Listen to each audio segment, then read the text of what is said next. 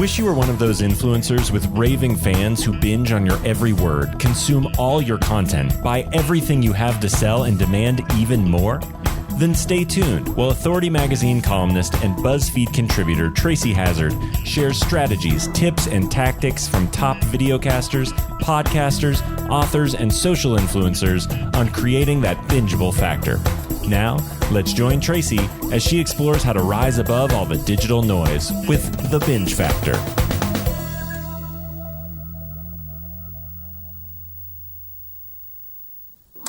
Hey everyone, welcome back to Feed Your Brand Center of Influence. And I am with another really great podcaster. I've got Joe Fier here from the Hustle and Flow podcast. Am I saying that right? Is it Hustle and Flow? Hustle and Flowchart.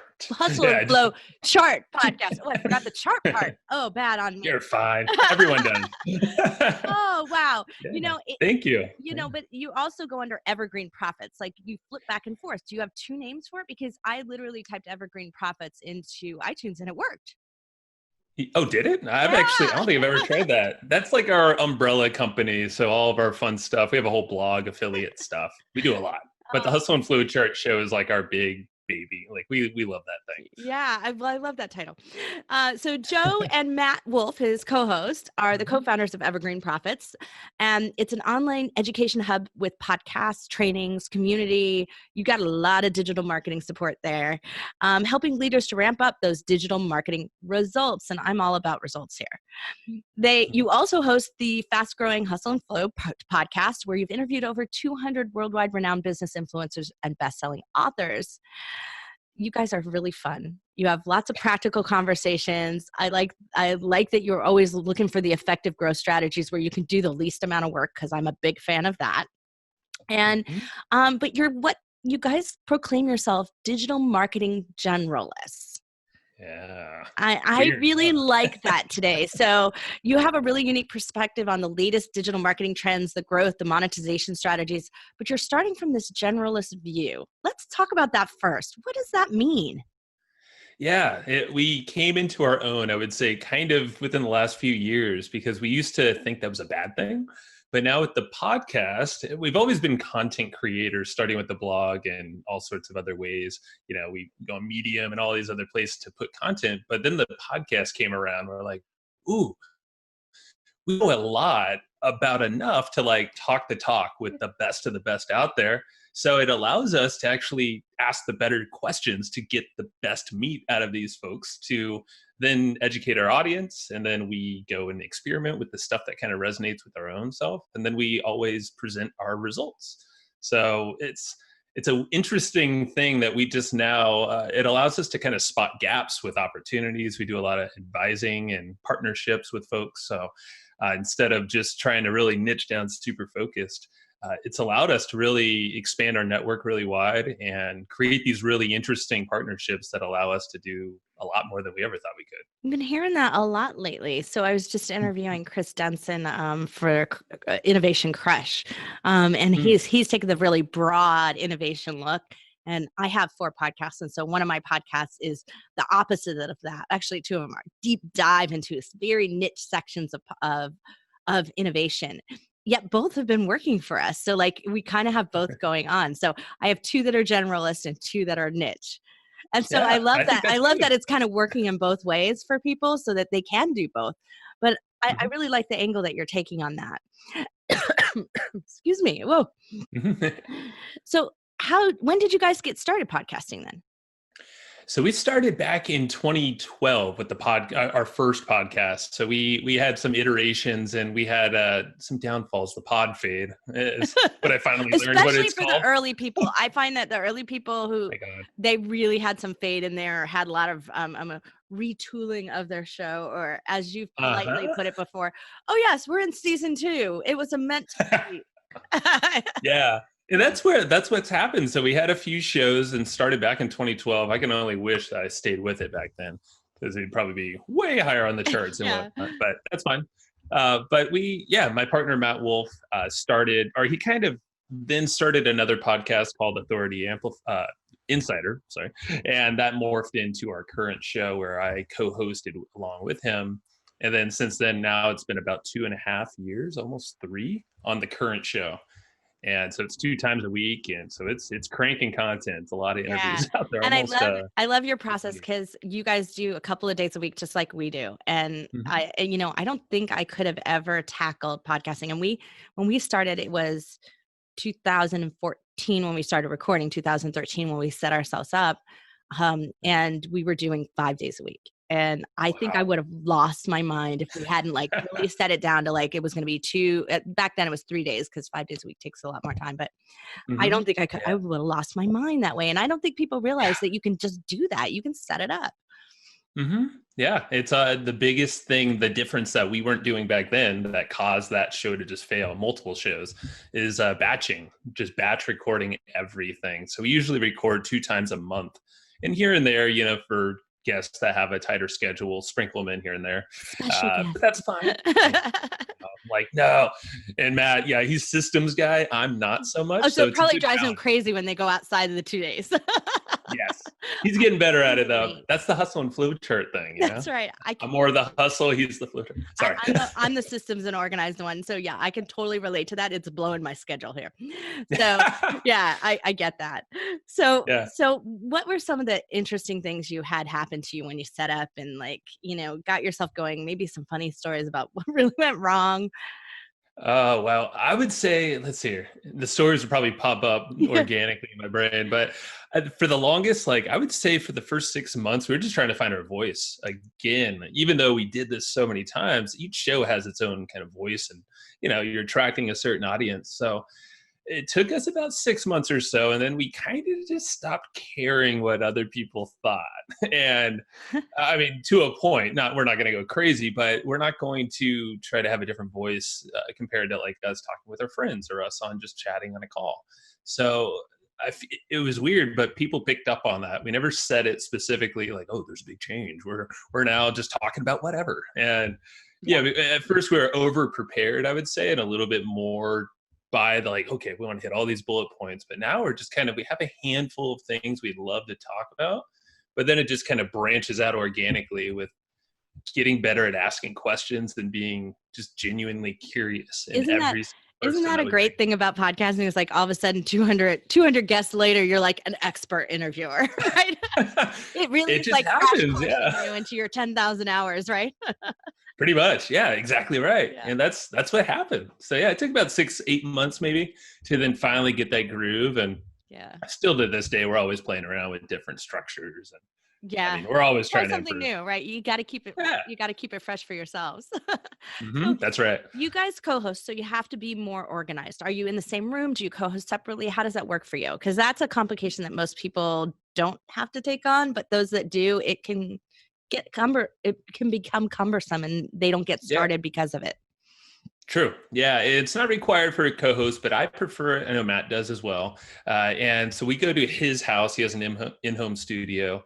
We're looking to build out something a little bit more elaborate because it's just, like a dedicated place where you don't have kids and all that stuff like in the background. I mean, nothing's in the background. We have great mics and all, but he lives 5 minutes from me. So what we do is when we batch, usually starts around 10 a.m. is our earliest call, and then goes, sometimes we've done as many as 4 in a day, which is an hour on average per episode.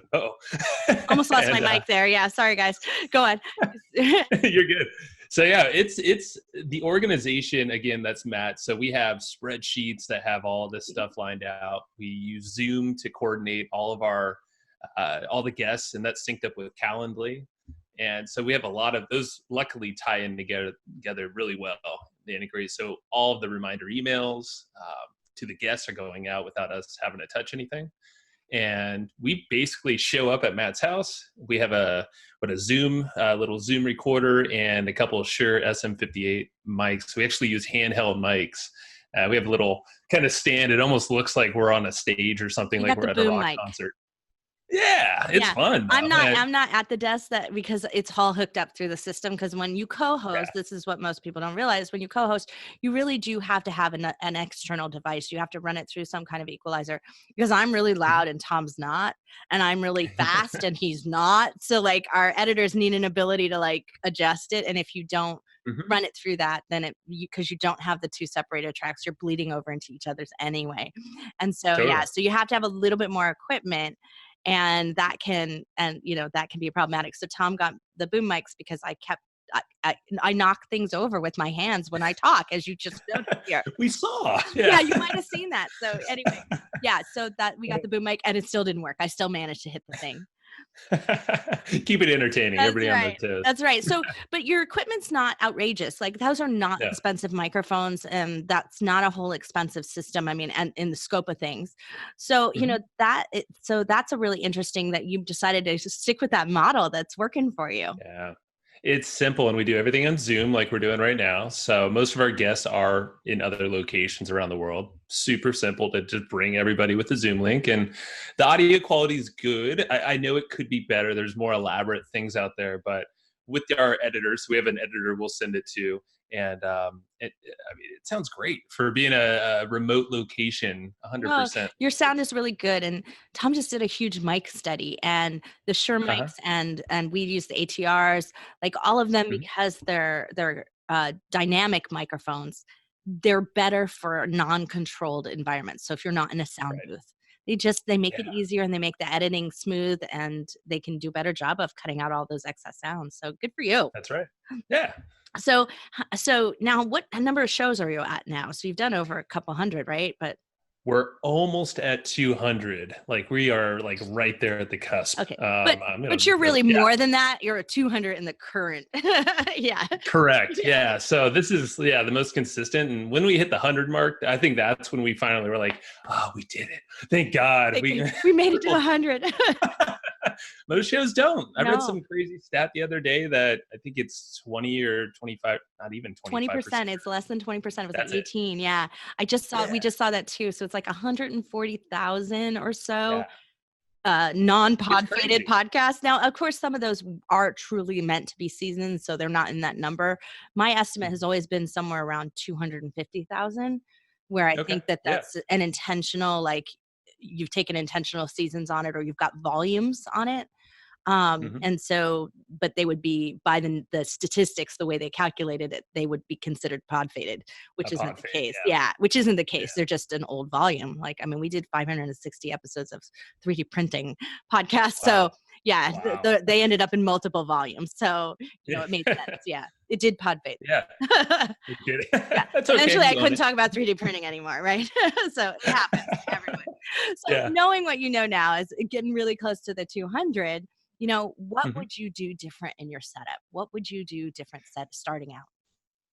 The setup, honestly, our setup has worked really well, and it hasn't really changed from the beginning. So it's interesting. We always like if we were trying to do all the editing and all that stuff, production, like no, that wasn't going to happen. So definitely have a good setup. I know you guys are amazing, and like if you could just show up and the mic is there, ideally we would have a studio, and we are so close to doing that. We're just it's like this whole thing of we love kind of working out of our homes, and we're only 5 minutes away, so it's kind of like there's not a huge benefit, but at the same time, if we could just have a studio, have the mics, have a tech, someone there to just kind of do all that stuff, and we just show up and can focus on our guest 100%.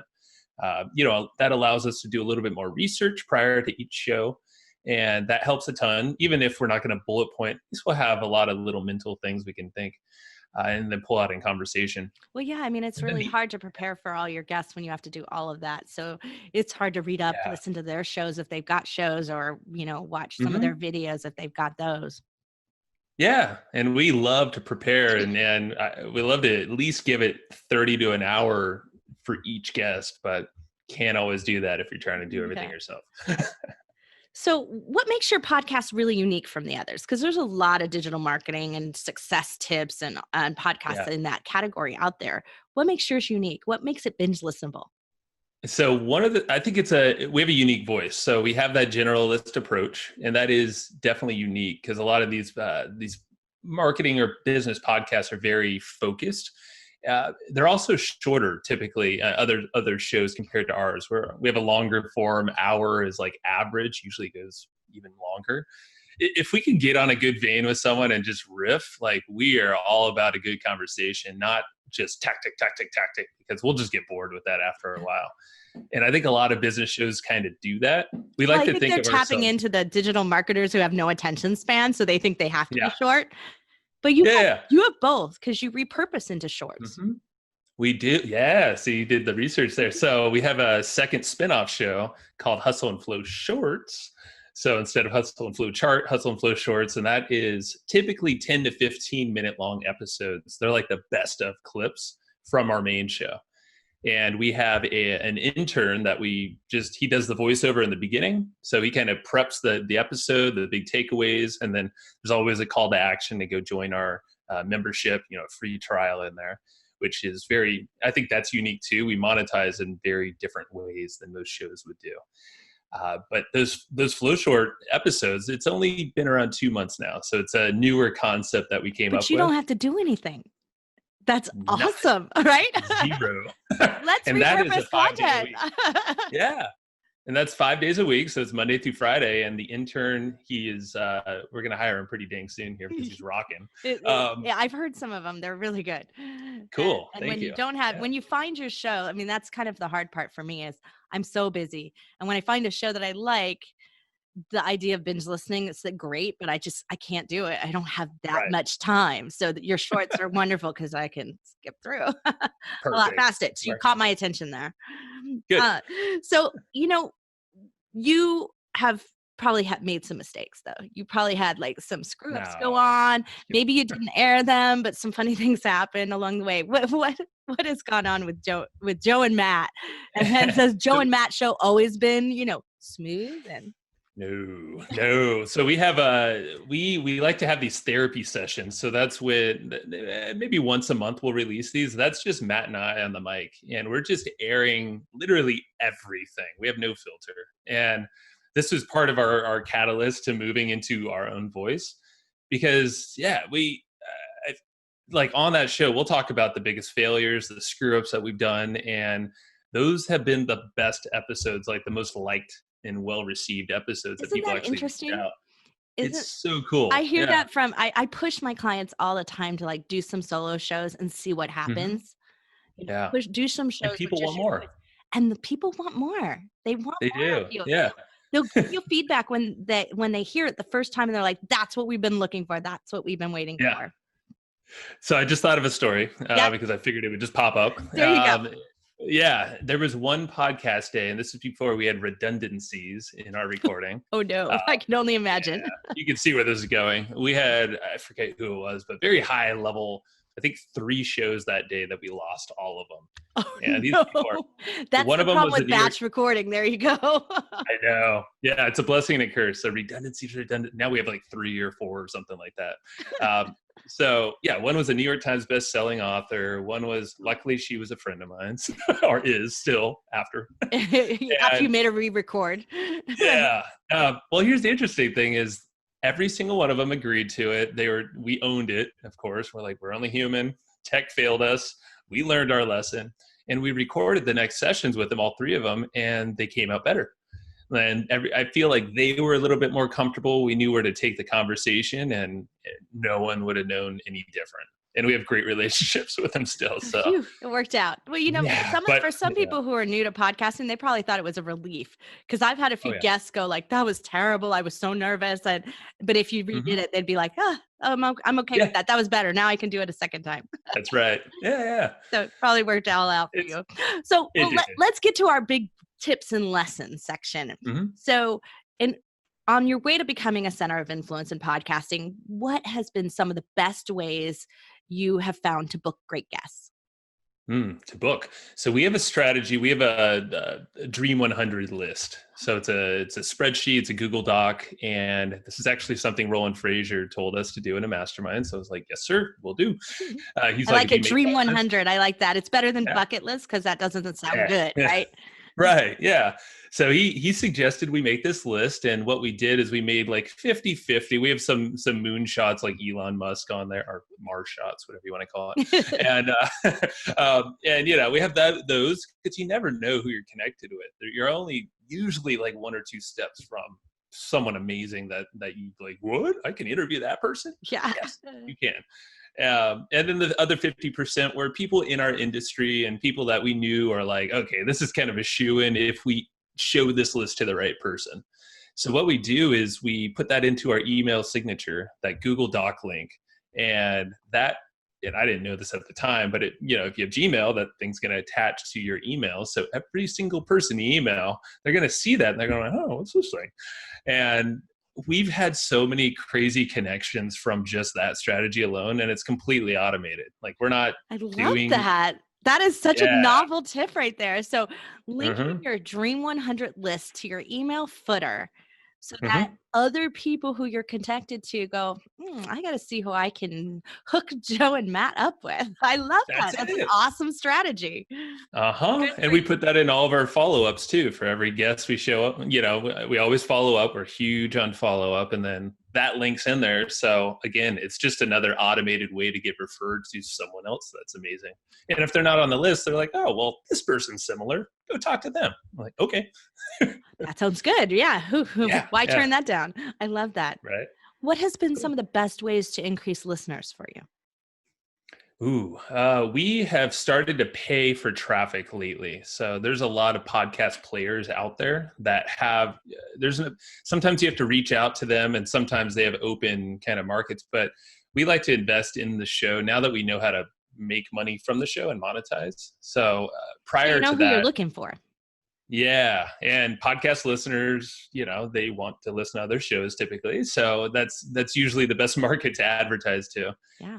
We do a lot of Facebook ads as well. So we'll run kind of $1 a day Facebook ad strategy to targets. Like if someone on our show is a target, like Roland Frazier, or we've had Dennis Yu, and there's all Tucker Max. So there's all sorts of interesting folks that if they're a Facebook target, you could just run $1 a day branding ad just to kind of show up in front of their audience. And that's how we perpetually run those every single day. I love that. So people are like, dude, we see your podcast everywhere. I'm like, that's what happens. Yeah, we're hearing that a lot more. We're hearing that as a launch strategy a lot more. We've been working on some strategies with our clients to make sure that they can get the visibility they need in the beginning with the right audience. So yeah, we're hearing a lot more about paid ads. So good for you to keep it moving. And just a free strategy is just go on other shows. That it's simple as that. Go to similar shows. It's tried and true, and just be consistent, and it works for sure. Yeah. So now you guys produce in a professional way, but is there anything special that you do that you think makes it just a little more pro? I think that's a good question, Tracy. We try here. I think the preparation really, we go further than most, I feel like. And the fact that we're not only preparing for the guest, but just the topic as a whole, just so we're knowledgeable of, like you are right here, is asking questions that are very strategic and specific to that topic. I've definitely been on shows where it was just no preparation, and there's just like, they kind of just lean on you to drive the thing. We're like, no, that's not how it works typically. So I noticed you do, though, have a prep sheet for those interviewing you. You have an Evergreen note sheet you guys sent me. Do you send that to everyone you interview with because you know that they may not be prepped? Oh, so that was special for me. Awesome. Some people prefer it. We don't send it to everybody just because, typically it just depends, I guess. And that was made because we went on to a few shows and they were not too prepared. We're like, okay. I'm sure you are. Yeah. Yeah, because that resonates back to us, and it kind of makes us look a little bit like uncomfortable, or the conversation's not flowing right. So we're always trying to get a good conversation going. Like we don't like to, like this. Like I love how you're going back and forth and interjecting your own thoughts. Like that's exactly what we do. And if it's just grill, like question, it's just like, oh man, this just gets boring and for everybody, I feel like. Yeah. Do you have a specific question or things that you like to start out in? Our goal is to relate to them somehow. So it's not really a question, but right when we start every episode, we always bring up some story of how we met and some related person that might be in the mix there, or a location. It's just kind of, I don't know, just there's some bond there. And that's what we're always trying to shoot for ASAP in the interview, because we want to get them out of that whole, soundbite kind of thing. Yeah, it puts them at ease if they feel like you're building a relationship with them instead. So I like that. That's a really good way to start going about it. Yeah. So how do you get your audience to engage back with you? Encouraging engagement is I find a difficulty among a lot of podcasters. Mm-hmm. So it starts with follow-up with the guest, and so they could share the show around to their folks, and they do almost every single time, even the big name people, which is great. So don't ever, and it's all about follow-ups. You gotta do follow-up.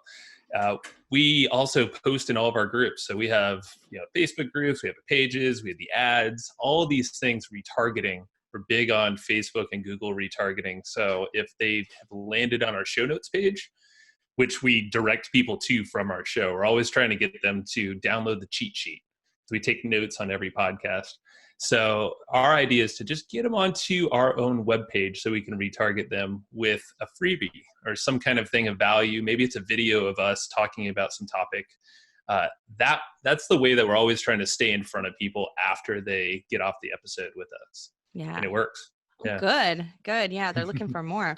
So now you said you found some good ways to monetize your show. So what have been the best ways for you? 100% affiliate marketing is in the follow-up sequence, not directly on the show typically. So our process we don't take any sponsorship. We actually just closed our first sponsorship the other day, but it was kind of a custom deal. And the CPM model, to be honest, you're not going to get rich. You're not going to make a lot of money, and it's going down. And if you don't know what that is, just Google it. Podcast CPM rates for sponsorships. So we decided, we actually ran the math, and typical, you would probably know better than I, it's about $20 for a CPM. It used to be 60. It used to be 60 when I was taking ad dollars, actually, and we could command 100 because we had a really niche show. So there wasn't a lot of competition. But yeah, it's gone way, way down.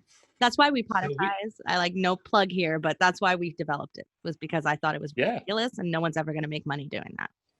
You're right. And I'm happy that you guys created that. Yeah. Because the market needs it. Seriously. And we spoke on some podcast stages recently because we ran the numbers and we're like, wow, the way that we're doing this, and albeit it's not just on the show, it's follow-ups and affiliate marketing and selling related products. We're right around the $2,000 CPM. If we ran the math and compared, we're like, ooh, that's way sexier than trying to. Yeah, definitely. Yeah. But it's all about follow-up. So we try to get them on an email list with some kind of freebie. Like I said, we take notes. So we actually have someone who takes about 3 or 4 pages of notes for every episode.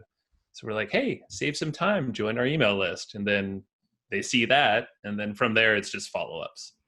I love that. So now, are you guys everywhere on social media? Because this is hard with co-hosts.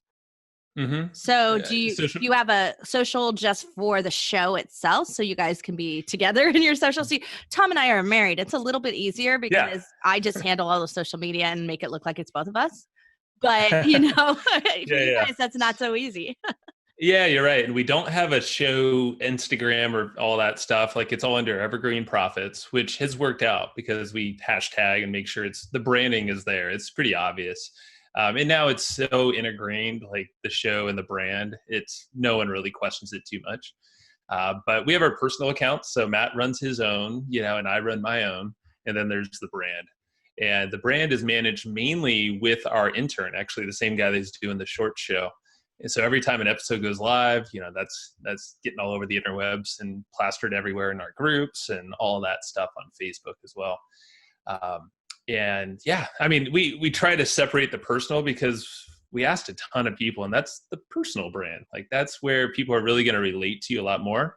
And then our whole thing is to bring them over to the brand after, or to the show after that. Yeah. And really dive deep into some topics with us. So you mentioned before that you have this Dream 100 list. Who's some of the big asks on there? Maybe they'll hear my show. Maybe they'll read my article in Authority Magazine. You never know. So let me pull that. It's funny because someone's asked me this just today. I was like, oh, there it is right in front of me. So Elon Musk was one of them. Right. we have names all the way from what do we have here? Jay-Z's on there, but see, these are Jeff Bezos. Those are some of the long shots. But then we have things like our people like Ray Dalio, who's still a very big name, but I actually just spoke to a guy who has a connection with him, so I might maybe happen. There you go. Rachel Hollis is very popular these days. Robert Cialdini, all the sharks. Now I can connect you to him. Ooh, that'd be cool. So yeah, Persuasion is one of my favorite books. It's a great book. Yeah. I have both of them on here. Persuasion as well. Yeah, yes. Blakely. There's all sorts of names, and yeah, it's all the way. Yeah, there's a bunch of names on here, but yeah. Well, that's great. So, do you have a criteria that makes someone really a great guest for you? That's a good question. Yeah, so we love people who have done something amazing, and it doesn't necessarily have to be in the business space. So like, that's why we have, I think Shaquille O'Neal's even on our list. They have a business sense to them. So there's always something we can relate to in terms of a great story. They're capable, they have great results. We're trying to up-level the show more and more. So ideally they're going to have kind of a known name or an audience that we can kind of leverage a little bit with our ads and our sharing and all that. So ideally it's kind of that. And we want to see that they could just have a great conversation and they're just open, and not going to be kind of a stick in the mud in the interview. And so we'll do our research. We'll go to Pod Notes, I think it's called, or podcast, or Listen Notes. That's what it is. listennotes.com, which is where it's almost like a little Google for podcasts. And we'll do a lot of research there and see if it looks interesting. Okay, then it's checking the boxes for us. Interesting. I like that. Yeah, I call it vetting people, like, because it's the columnist in me comes out, and you have to vet someone to make sure they're worth writing about.